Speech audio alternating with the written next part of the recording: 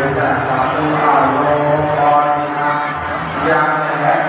ข้าวห้าเนี่ยเป็นข้าวนี่มาทางบ้านนะโยมตั้งใจฟังใหญ่จะเข้าหมดเลยเอาได้รูปบ้างเลยบ้านพูดตรงนี้ก็ได้สนุกนะโยมรู้เรื่องแต่ไม่ว่าสาธุเราเรียนกันเราระบาดทำงานของที่นั่นเลยสาธุหมอรถติดมากเลยติดตรงไหน